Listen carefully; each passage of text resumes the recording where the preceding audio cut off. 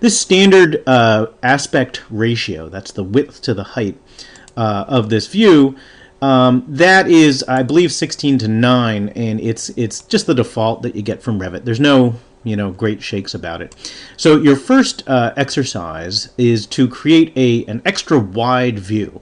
So I'm just going to duplicate this living room view, and I'll even rename it. And I'd like you to create one that's 4 times as wide as it is tall.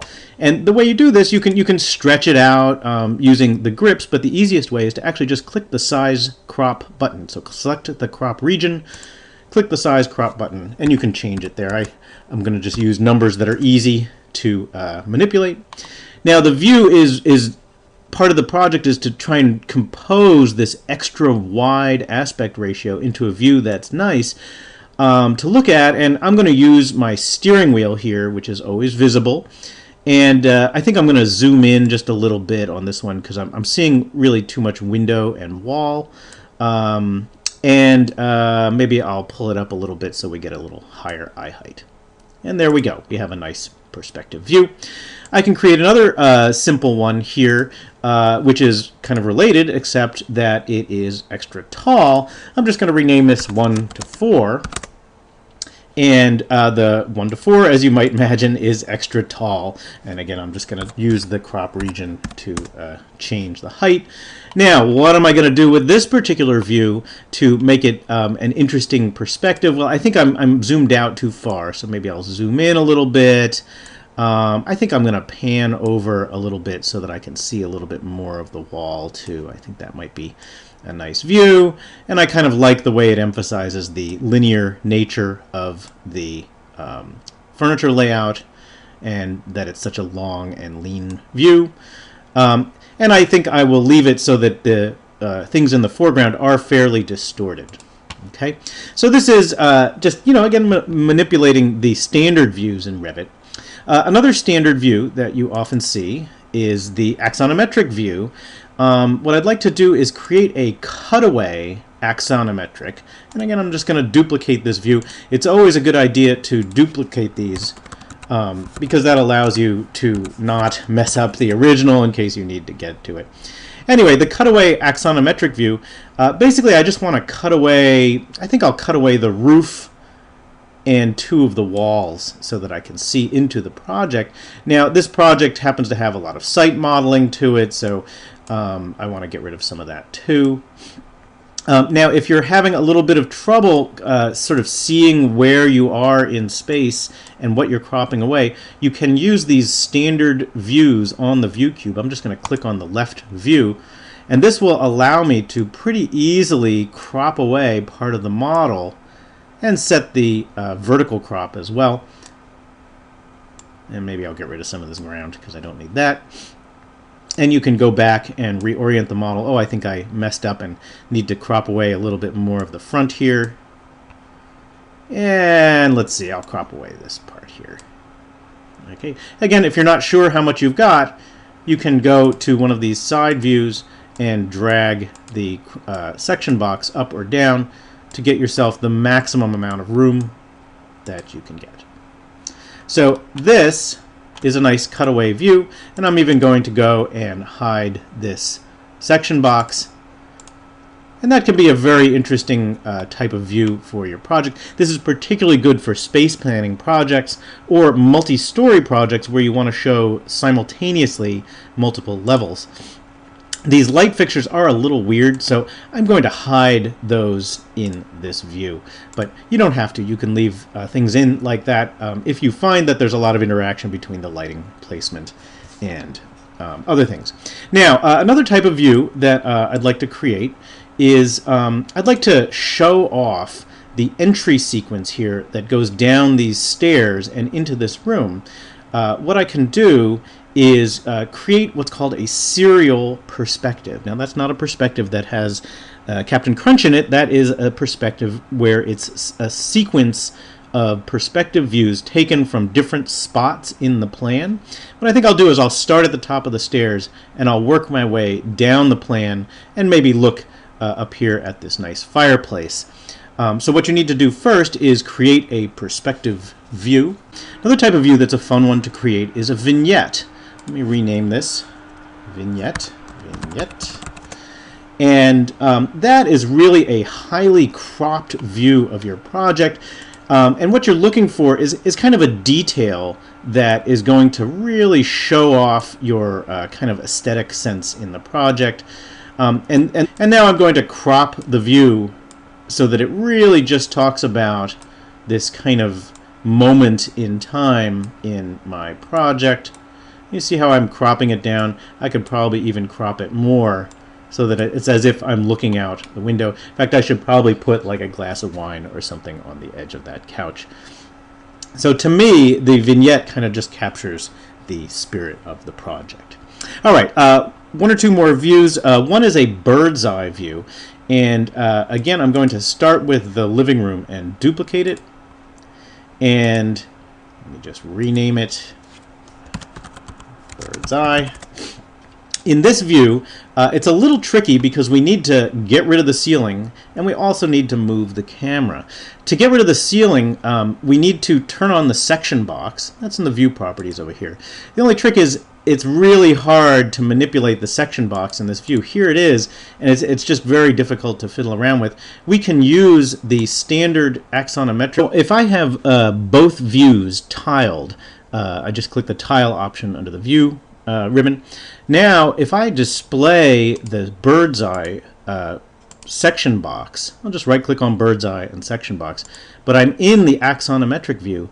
Now I can see the section box from the other view, and I can crop away the ceiling.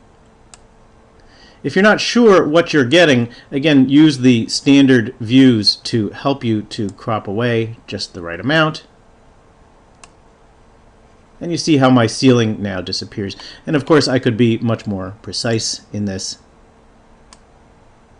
category here. And now, so I've cropped away the ceiling. The only other trick is how do I get the camera to be visible where it's looking from the top? Well, I can use my view cube, click on top view, and now suddenly I'm seeing the top of the model. I'm just going to crop away some more of it because I don't feel like seeing quite so much sight. And there is your bird's eye view. If you are off to the side like I am, sometimes it's hard to get just the right angle. You can, once again, use your axonometric view, and you can display the camera in this view. And let me take a look at it from the front. I think I'm off. Yes, see how I'm off just ever so slightly. You can just click and drag on the center of the camera to move it into position. And now we have a much more traditional bird's eye view. Now, other things that you can do is you can modify this view to have a slightly wider field of view, the focal length. And if I do that in this view, you can see that I can increase or decrease how distorted the view is. Pulling out tends to flatten things. Pulling in tends to distort them more. And I'll just zoom out, pan over ever so slightly. In the worm's eye view, we can do the same thing that we did before. Open up the axonometric view, tile them, and we want to put the camera underneath the project, right? We want the camera down in the ground. So what we'll do is show the camera from the other view. Take a look at it from the side. And now we can drag the camera underneath. The focal point is actually probably about the same. The big trick now is that, of course, we don't want to see the ground, which is what we're seeing over here. What we want to see is up into the project. So let's change the section box cropping. Oops, wrong view. So that we do see the ceiling, and now we don't see the floor. And what you should see over in this view is a very nice worm's eye view. Now, in this view, by the way, this is my crop region, which I think is often hidden. If you want to figure out how big your perspective is, crop that view down so that it's close into your project. And in fact, I might even crop mine a little bit further, and then we can choose how big that is. Right now it's really small. We want all of our images to be at least 6 inches wide, so I'm going to lock the proportion here and make this 6 inches, and it will adjust the other side accordingly. And that will definitely have an effect on your line weights too. As I zoom in and look at this, I think the line weights are a lot nicer. So that's my bird's eye and my worm's eye. The one last type of view that you can do, I'm just going to duplicate this view one more time.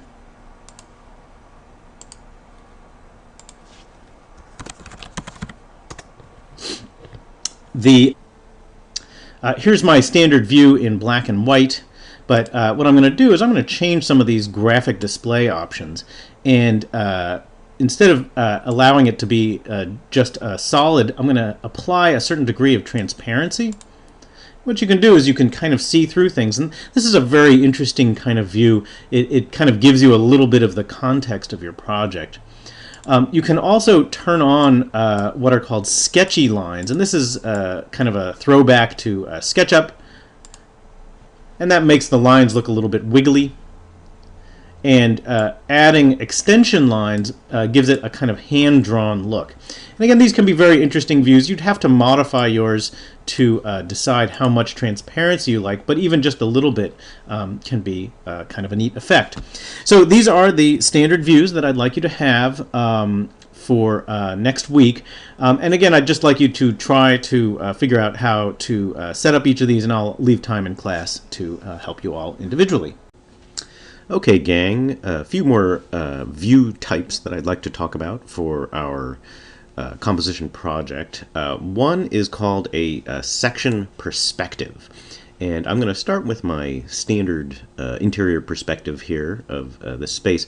But what I'd like to do is crop away, cut away the building as if it was a section, but leave the perspective part.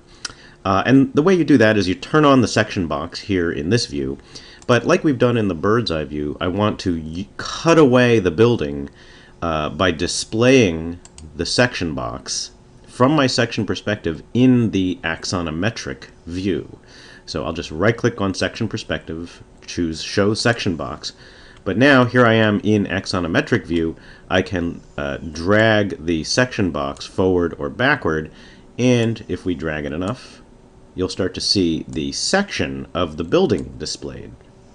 And this is a really interesting kind of view. Let me just close this out. Because it shows kind of the relationship of the interior to the architecture of the building.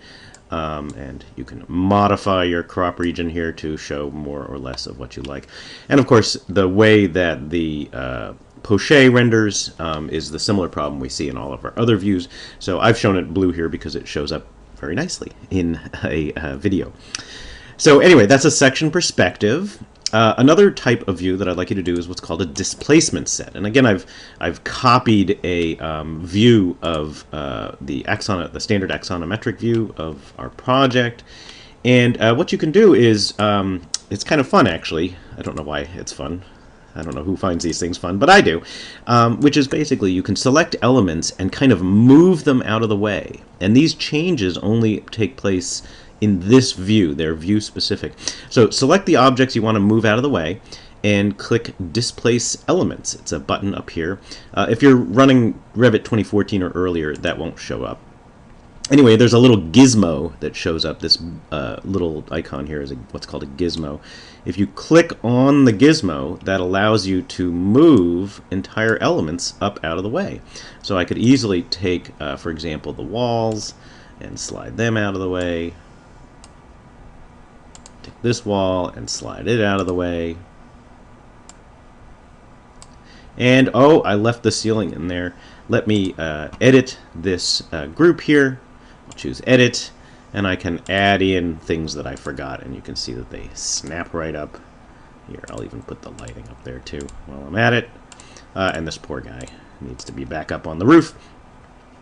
Anyway, and then what's kind of neat about the whole thing is you can render this view just like any other view, and you can add in features. For example, sometimes it's nice to have these little path lines in there, and those kind of show where the elements that you've displaced come from. It doesn't always work. Sometimes it doesn't like connecting to different objects. But anyway, what's neat is if you rotate the view, those path lines remain.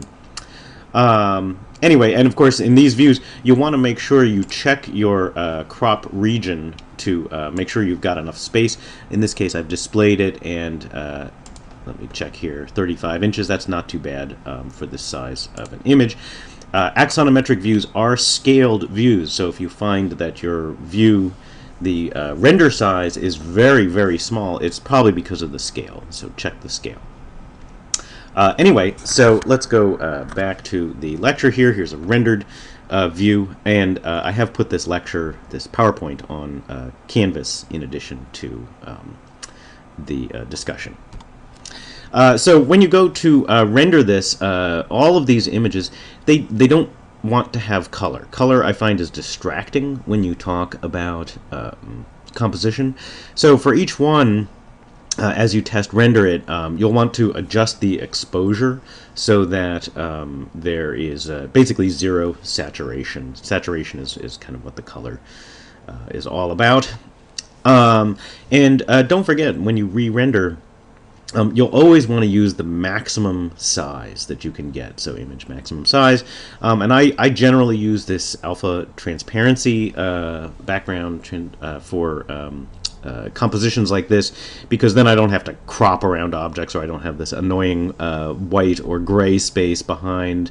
You know, sometimes Revit will render in a horizon line, which I don't particularly like. And of course, you want the final quality rendering. And we don't care how long it takes, because we have all the time in the world. The other thing is, you don't have to render each one individually if you don't want. There's quite a few different views in this project. You can just choose render all views, and the little Revit gnomes off in the cloud will render them all for you. Of course, it will take quite a while, so obviously don't do that an hour before the project is due. The other nice thing is that if you have a whole bunch of renderings, I have, let's see, 15 here, I guess, you can download them all at once. Okay, and I've saved mine as PNG files just to get the maximum quality, especially in this case where we don't really care. And I tossed them all onto a board here so you can see. Like I mentioned, I actually don't like the way the poche is rendering, and in fact, I think if I do this again, I will try to make the poche render as black. You can do that by controlling the material inside the wall. So anyway, there's one last piece to this composition assignment, which is one really big rendering, 36 inches in its maximum dimension. Now, I want you to choose the composition which you think best represents what you were trying to do in the project. So in this case, I chose the extra wide 4:1 ratio panorama view. And to get that image size to printed at 35 inches wide, you need to think about how many pixels you need. 4,000 pixels isn't enough. How do I know that? Well, I know that because our printer prints at about 200 pixels per inch. That's not the same as dots per inch, by the way, which is how some home printers are measured. What we need is 35 inches worth of pixels at 200 pixels per inch. So to figure that out, you get 35 times 200 is 7,000. And that's a lot of pixels. It's more than the render cloud will allow us, and that's part of the challenge here in this assignment. And there's a couple ways you can achieve this super large size.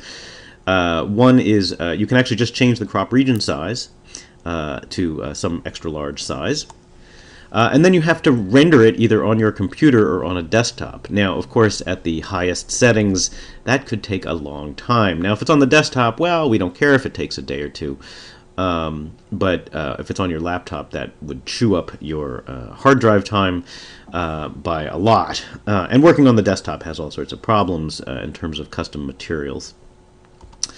So another thing that you can do is you can duplicate the view, like we've been doing with all our different views, and then just render halves of it. And that will often get you the 7,000 pixels that you want. Just send each half to the render cloud, and then make sure that you leave enough of an overlap that you can recombine them in Photoshop and end up with a humongous image. And that's probably the easiest option for most of you. The last one is the one I do not recommend because it messes up your image, and that's called upsampling in Photoshop, which is basically take an image that's too small and make it larger.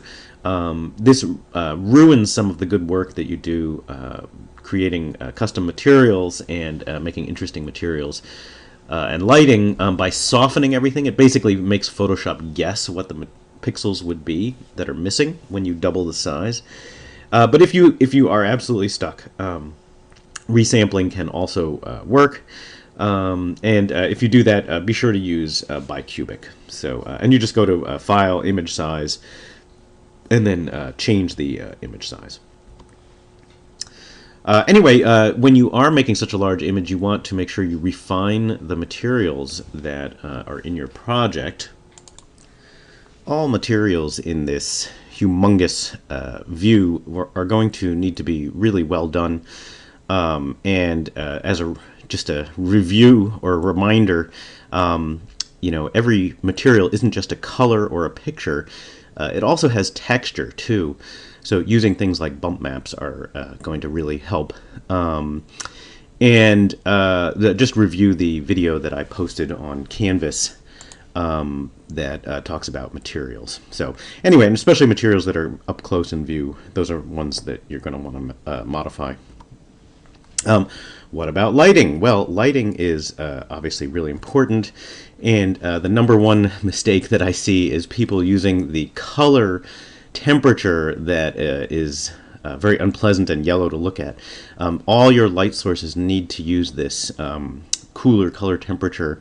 The fluorescent daylight preset on Revit's light fixture options is the one you'll want to use. That's the one that looks the nicest. You really can't adjust for that yellowness after the fact. The other thing that you can do is you can display lighting to see where it's going. And this is more of a design element. If I go into Revit and I look at the visibility and graphic overrides, if you go down to where lighting fixtures are, the light source is generally not displayed in, say, a perspective view. You can not only turn that on, but you can even control the color of the line weights that are described, that are used to describe the lines. So, for example, I'll use magenta here. When I hit apply, now suddenly you can see the light sources. You can see where they're going, and for instance, if these were meant to focus on this painting, I can now see, oh, they're not working. They're not going in the right spot. And you can modify them either by rotating the light fixtures or changing the numeric value of the light fixtures. So in this particular light fixture, it's a fixture that can be aimed using an angle degree. It's a 60-degree tilt. So you'd have to actually modify the type of fixture. Anyway, you can also modify the photometrics of the light source to either use a standard light source that's a point source instead of more of a surface.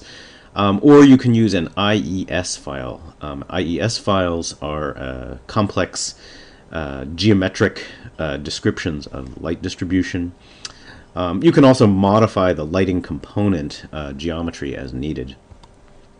Obviously, emitting light from a shape that is appropriate to what you're trying to do is the most important thing, point, line, plane or circle, and then the distribution, how does it come out of that shape is obviously important, and this is what it looks like when you preview it in Revit. Often you have to move the light source location up or down in the light fixture in order to make it work.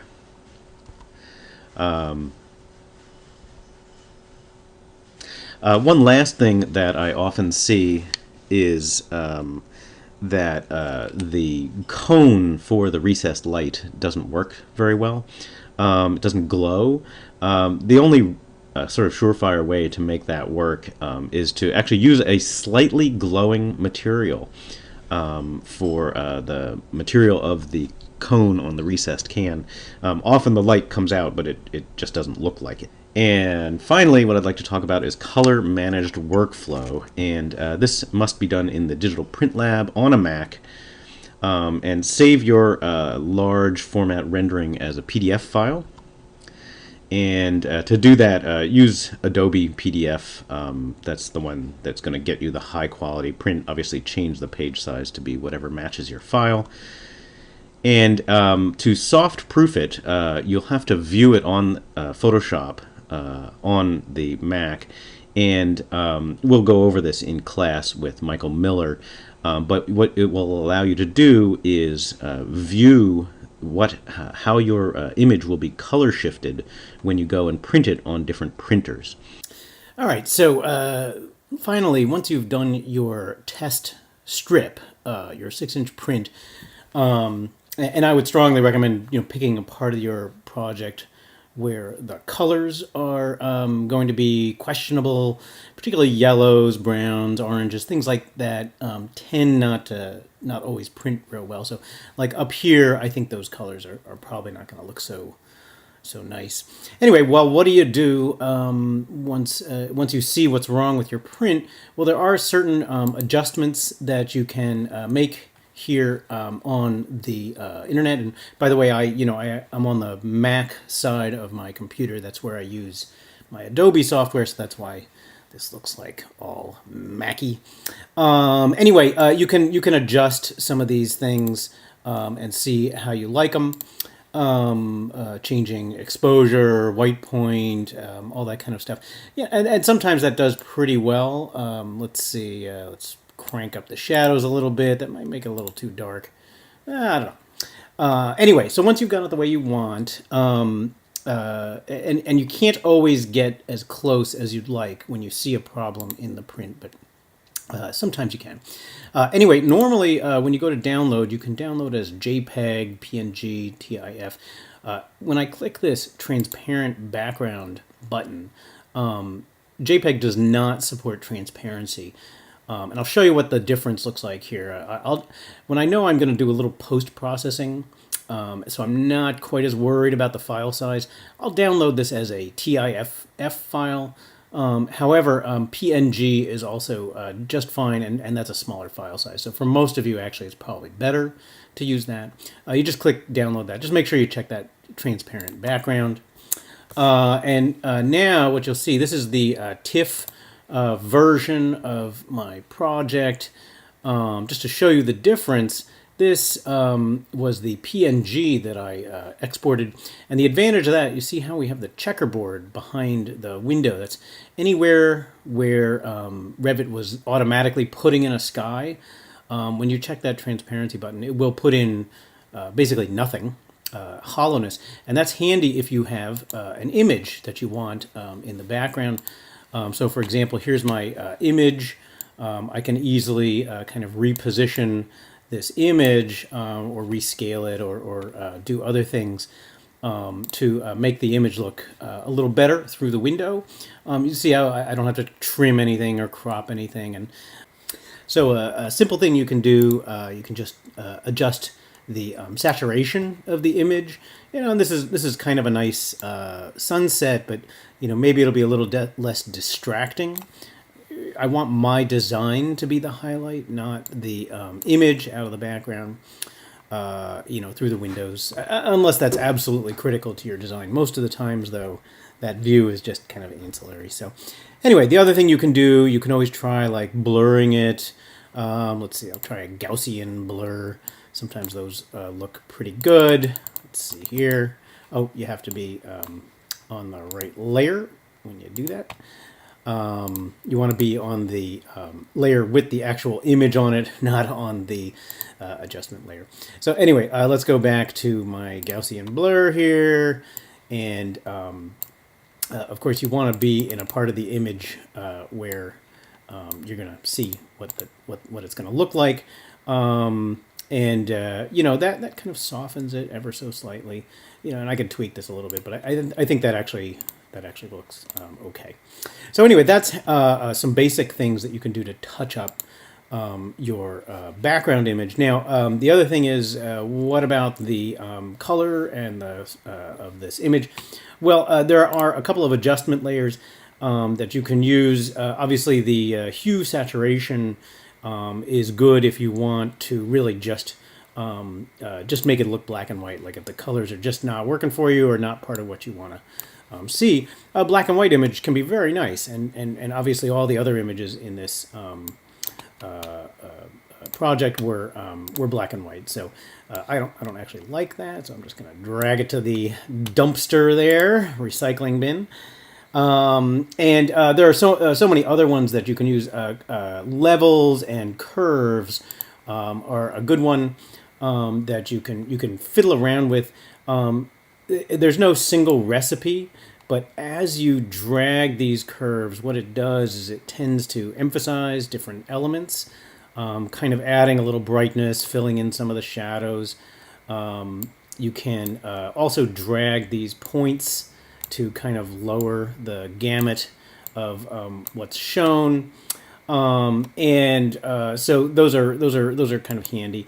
And you can definitely use some of these photographic filters, but I think they actually get a little bit out of hand. But that can kind of tweak your image a little bit. The other one that is kind of nice is if you use just the color balance filter. And this is good sometimes if you've got just a little bit too much of one or another color. You can kind of tweak these, particularly if your rendering came out kind of on the brown side. You can kind of tweak this. Also, by the way, all of these filters will work on just a selection, as we will see. If you have a selection, I don't know, I'll just select a part of this drawing, and let's say go to this layer. Let's say I create just a brightness contrast adjustment level. I can wash out just a piece of it. And of course I could feather that selection. So if you wanted to drop the contrast or lower the amount of brown or green or something in just an area, you could just use a selection area feathered to soften the transition from the bit that's changed. Anyway, and then when you're done, in all likelihood, you can get it in one set of modifications. But sometimes you have to do multiple test strips, particularly if you have a very subtle color scheme, a monochromatic scheme. If the colors aren't showing up as richly as you want, or they all look the same, you absolutely want to go and do that one more time. I know it is expensive when you use a photographic printer, but it's definitely worth it. And for this project, and really for any project, I would strongly recommend putting your test strip right next to your final print so that you can see if the changes you made were successful.